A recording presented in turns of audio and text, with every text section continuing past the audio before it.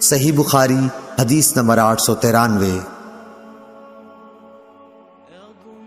سالم بن عبداللہ نے بیان کیا، انہوں نے اپنے والد عبداللہ بن عمر رضی اللہ تعالی عنہ سے سنا، وہ فرماتے تھے کہ میں نے رسول اللہ صلی اللہ علیہ وسلم سے سنا کہ تم میں سے جو شخص جمعہ پڑھنے آئے تو غسل کرے۔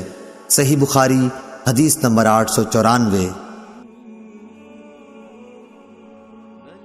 امام مالک نے بیان کیا، ان سے صفوان بن سلیم نے، ان سے عطا بن یسار نے، ان سے ابو سعید خدری رضی اللہ عنہ نے کہ رسول اللہ صلی اللہ علیہ وسلم نے فرمایا کہ ہر بالغ کے اوپر جمعے کے دن غسل واجب ہے۔ صحیح بخاری حدیث نمبر 895۔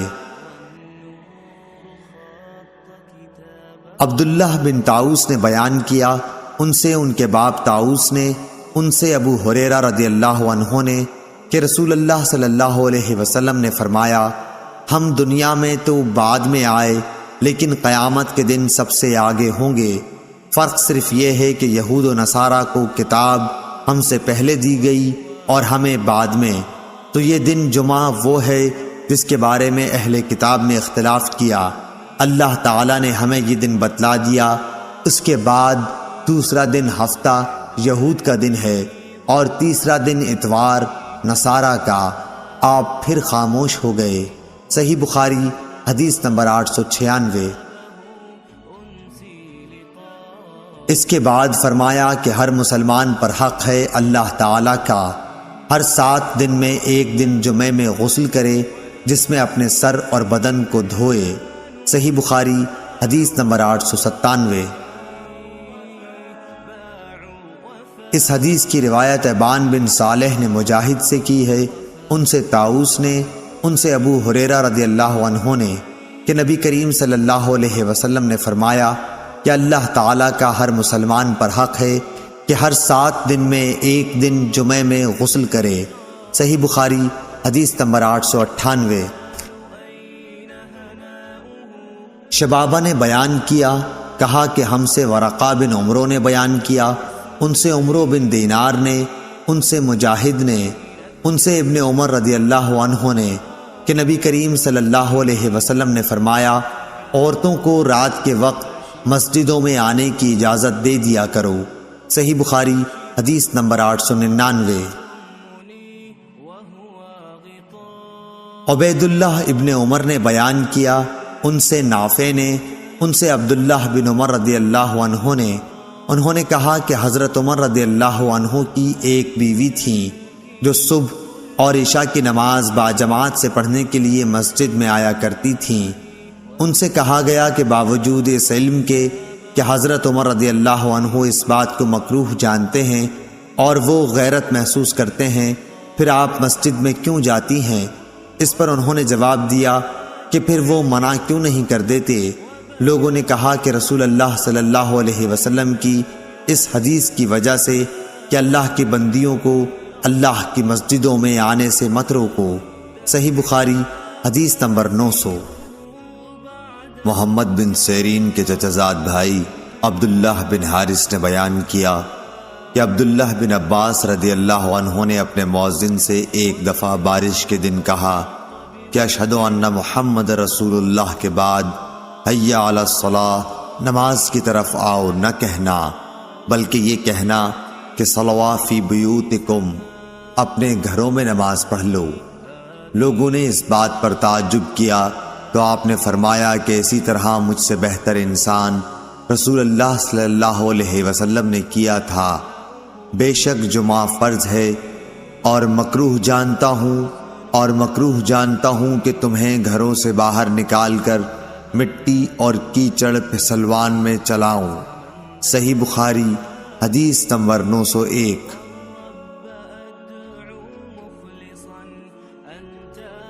عمرو بن حارث نے خبر دی، ان سے عبید اللہ بن ابی جعفر نے کہ محمد بن جعفر بن زبیر نے ان سے بیان کیا، ان سے عروہ بن زبیر نے اور ان سے حضرت عائشہ رضی اللہ تعالی عنہا نبی کریم صلی اللہ علیہ وسلم کی زوجہ مطہرہ نے، آپ نے کہا کہ لوگ جمعے کی نماز پڑھنے اپنے گھروں سے اور اطراف مدینہ گاؤں سے مسجد نبوی میں باری باری آیا کرتے تھے۔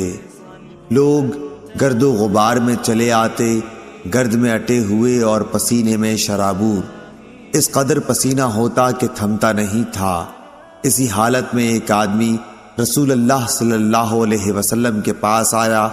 آپ نے فرمایا کہ تم لوگ اس دن جمعے میں غسل کر لیا کرتے تو بہتر ہوتا۔ صحیح بخاری حدیث نمبر 902۔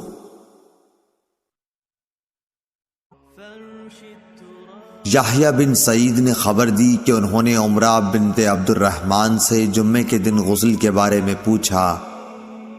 انہوں نے بیان کیا کہ حضرت عائشہ رضی اللہ عنہا فرماتی تھیں کہ لوگ اپنے کاموں میں مشغول رہتے اور جمعے کے لیے اسی حالت میل کچیل میں چلے آتے، اس لیے ان سے کہا گیا کہ کاش تم لوگ کبھی غسل کر لیا کرتے۔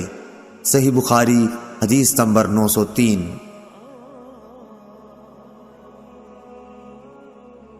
عثمان ابن عبد الرحمن بن عثمان تیمی نے بیان کیا، ان سے انس بن مالک رضی اللہ عنہ نے کہ رسول اللہ صلی اللہ علیہ وسلم جمعے کی نماز اس وقت پڑھتے جب سورج ڈھل جاتا۔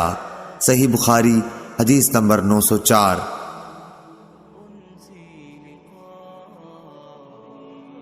عبداللہ بن مبارک نے خبر دی، کہا کہ ہمیں حمید طویل نے انس بن مالک رضی اللہ عنہ سے خبر دی، آپ نے فرمایا کہ ہم جمعہ سویرے پڑھ لیا کرتے اور جمعے کے بعد آرام کرتے تھے۔ صحیح بخاری حدیث نمبر 905۔ حرمی بن عمارہ نے بیان کیا، انہوں نے کہا کہ ہم سے ابو خلدہ جن کا نام خالد بن دینار ہے نے بیان کیا کہ میں نے انس بن مالک رضی اللہ عنہ سے سنا، آپ نے فرمایا کہ اگر سردی زیادہ پڑتی تو نبی کریم صلی اللہ علیہ وسلم نماز سویرے پڑھ لیتے، لیکن جب گرمی زیادہ ہوتی تو ٹھنڈے وقت نماز پڑھتے۔ آپ کی مراد جمعے کی نماز سے تھی۔ یونس بن بکیر نے کہا کہ ہمیں ابو خلدہ نے خبر دی، انہوں نے صرف نماز کہا، جمعے کا ذکر نہیں کیا۔ اور بشر بن ثابت نے کہا کہ ہم سے ابو خلدہ نے بیان کیا کہ امیر نے ہمیں جمعے کی نماز پڑھائی۔ پھر حضرت انس رضی اللہ عنہ سے پوچھا کہ نبی کریم صلی اللہ علیہ وسلم ظہر کی نماز کس وقت پڑھتے تھے؟ صحیح بخاری حدیث نمبر 906۔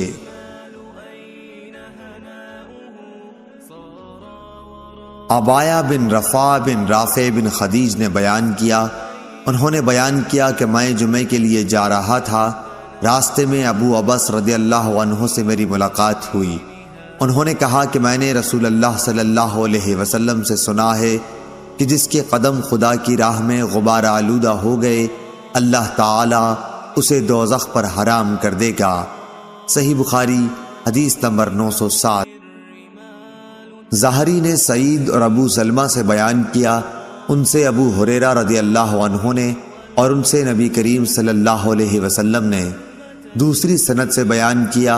امام بخاری نے کہا اور ہم سے ابو الیمان نے بیان کیا، کہا کہ ہمیں شعیب نے خبر دی، انہیں ظاہری نے اور انہیں ابو سلمہ بن عبد الرحمن نے خبر دی۔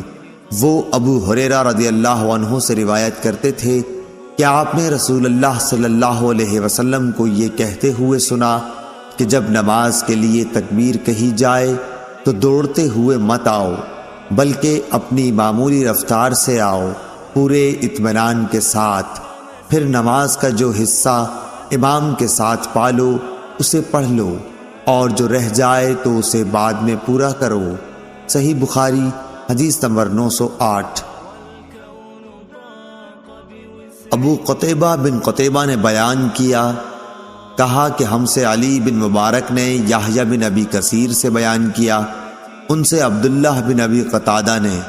امام بخاری رحمۃ اللہ علیہ کہتے ہیں کہ مجھے یقین ہے کہ عبداللہ نے اپنے باپ ابو قتادہ سے روایت کی ہے، وہ نبی کریم صلی اللہ علیہ وسلم سے راوی ہیں کہ آپ نے فرمایا، جب تک مجھے دیکھ نہ لو صف بندی کے لیے کھڑے نہ ہوا کرو اور آہستگی سے چلنا لازم کر لو۔ صحیح بخاری حدیث نمبر 909۔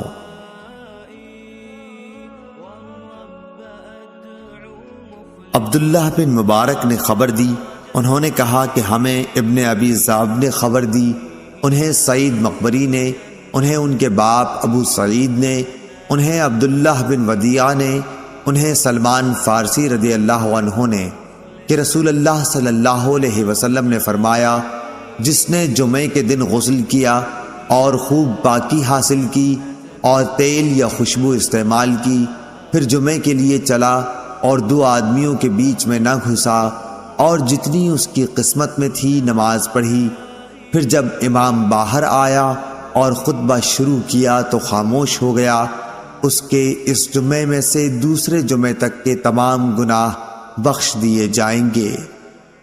صحیح بخاری حدیث نمبر 910۔ نافع نے کہا، میں نے حضرت عبداللہ بن عمر سے سنا، انہوں نے کہا کہ نبی کریم صلی اللہ علیہ وسلم نے اس سے منع فرمایا ہے کہ کوئی شخص اپنے مسلمان بھائی کو اٹھا کر اس کی جگہ خود بیٹھ جائے۔ میں نے نافع سے پوچھا کہ کیا یہ جمعے کے لیے ہے؟ تو انہوں نے جواب دیا کہ جمعہ اور غیر جمعہ سب کے لیے یہی حکم ہے۔ صحیح بخاری حدیث نمبر 911۔ ابن ابی ذئب نے ظاہری کے واسطے سے بیان کیا، ان سے صائب بن یزید نے کہ نبی کریم صلی اللہ علیہ وسلم اور حضرت ابو بکر عمر رضی اللہ تعالی عنہ کے زمانے میں جمعے کی پہلی اذان اس وقت دی جاتی تھی جب امام ممبر پر خطبہ کے لیے بیٹھتے، لیکن حضرت عثمان رضی اللہ عنہ کے زمانے میں جب مسلمانوں کی کثرت ہو گئی تو وہ مقام زورا سے ایک اور اذان دلوانے لگے۔ ابو عبداللہ امام بخاری رحمۃ اللہ علیہ فرماتے ہیں کہ زورا مدینے کے بازار میں ایک جگہ ہے۔ صحیح بخاری حدیث نمبر 912۔ عبدالعزیز بن ابو سلمہ ماجشون نے بیان کیا، انہوں نے کہا کہ ہم سے ظاہری نے بیان کیا، ان سے صائب بن یزید نے کہ جمعے کی تیسری اذان حضرت عثمان بن عفان رضی اللہ عنہ نے بڑھائی، جبکہ مدینے میں لوگ زیادہ ہو گئے تھے، جبکہ نبی کریم صلی اللہ علیہ وسلم کے ایک ہی مؤذن تھے۔ آپ صلی اللہ علیہ وسلم کے دور میں جمعے کی اذان اس وقت دی جاتی جب امام ممبر پر بیٹھتا۔ صحیح بخاری حدیث نمبر 913۔ ابو امامہ بن سہل بن حنیف نے کہا، میں نے معاویہ بن ابی سفیان رضی اللہ عنہ کو دیکھا، آپ ممبر پر بیٹھے، مؤذن نے اذان دی، اللہ اکبر اللہ اکبر۔ معاویہ رضی اللہ عنہ نے جواب دیا، اللہ اکبر اللہ اکبر۔ مؤذن نے کہا، اشہد ان لا الہ الا اللہ۔ معاویہ رضی اللہ عنہ نے جواب دیا، اور میں بھی توحید کی گواہی دیتا ہوں۔ مؤذن نے کہا، اشہد ان محمد رسول اللہ۔ معاویہ نے جواب دیا، اور میں بھی محمد صلی اللہ علیہ وسلم کی رسالت کی گواہی دیتا ہوں۔ جب مؤذن اذان کہہ چکا تو آپ نے کہا، حاضرین، میں نے رسول اللہ صلی اللہ علیہ وسلم سے سنا، اسی جگہ یعنی ممبر پر آپ بیٹھے تھے، مؤذن نے اذان دی تو آپ یہی فرما رہے تھے جو تم نے مجھ کو کہتے سنا۔ صحیح بخاری حدیث نمبر 914۔ لیث بن سعد نے عقیل کے واسطے سے بیان کیا، ان سے ابن شہاب نے کہ صائب بن یزید نے انہیں خبر دی کہ جمعے کی دوسری اذان کا حکم حضرت عثمان بن عفان رضی اللہ عنہ نے اس وقت دیا جب نمازی بہت زیادہ ہو گئے تھے، اور جمعے کے دن اذان اس وقت ہوتی جب امام ممبر پر بیٹھا کرتا تھا۔ صحیح بخاری حدیث نمبر 915۔ عبداللہ بن مبارک نے خبر دی، انہوں نے کہا کہ ہم کو یونس بن یزید نے ظاہری سے خبر دی، انہوں نے کہا کہ میں نے صائب بن یزید رضی اللہ عنہ سے یہ سنا تھا کہ جمعے کی پہلی اذان رسول اللہ صلی اللہ علیہ وسلم اور حضرت ابو بکر اور حضرت عمر رضی اللہ عنہ کے زمانے میں اس وقت دی جاتی تھی جب امام ممبر پر بیٹھتا۔ جب حضرت عثمان بن عفان رضی اللہ عنہ کا دور آیا اور نمازیوں کی تعداد بڑھ گئی تو آپ نے جمعے کے دن تیسری اذان کا حکم دیا۔ یہ اذان مقام زورا پر دی گئی اور بعد میں یہی دستور قائم رہا۔ صحیح بخاری حدیث نمبر 916۔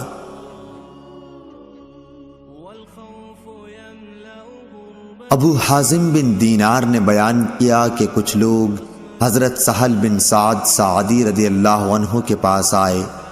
ان کا آپس میں اس پر اختلاف تھا کہ منبر نبوی علی صاحبہ صلاۃ والسلام کی لکڑی کس درخت کی تھی، اس لیے سعد رضی اللہ عنہ سے اس کے متعلق دریافت کیا گیا۔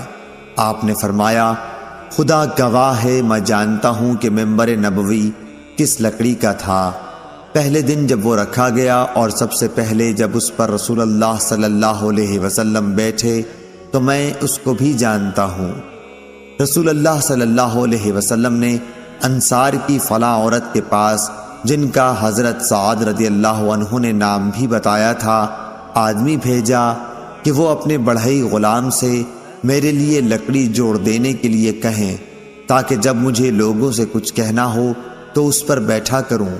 چنانچہ انہوں نے اپنے غلام سے کہا اور وہ غابہ کے جھاؤ کی لکڑی سے اسے بنا کر لایا۔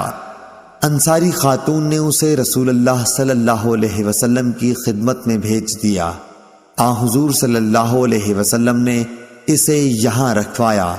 میں نے دیکھا کہ رسول اللہ صلی اللہ علیہ وسلم نے اسی پر کھڑے ہو کر نماز پڑھائی، اسی پر کھڑے کھڑے تکبیر کہی، اس پر رکوع کیا، پھر الٹے پاؤں لوٹے اور منبر کی جڑ میں سجدہ کیا اور پھر دوبارہ اسی طرح کیا۔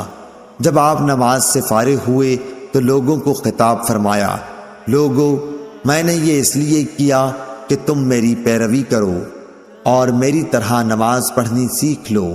صحیح بخاری حدیث نمبر 917۔ یحییٰ بن سعید نے خبر دی، کہا کہ مجھے حفص بن عبداللہ بن انس نے خبر دی، انہوں نے جابر بن عبداللہ رضی اللہ عنہ سے سنا کہ ایک کھجور کا تنا تھا جس پر نبی کریم صلی اللہ علیہ وسلم ٹیک لگا کر کھڑے ہوا کرتے تھے۔ جب آپ کے لیے منبر بن گیا، آپ نے اس تنے پر ٹیک نہیں لگائی تو ہم نے اس سے رونے کی آواز سنی، جیسے 10 مہینے کی گابھن اونٹنی آواز کرتی ہے۔ نبی کریم صلی اللہ علیہ وسلم نے منبر سے اتر کر اپنا ہاتھ اس پر رکھا، تب وہ آواز موقوف ہوئی۔ اور سلیمان نے یحییٰ سے یوں حدیث بیان کی کہ مجھے حفص بن عبید اللہ بن انس نے خبر دی اور انہوں نے جابر سے سنا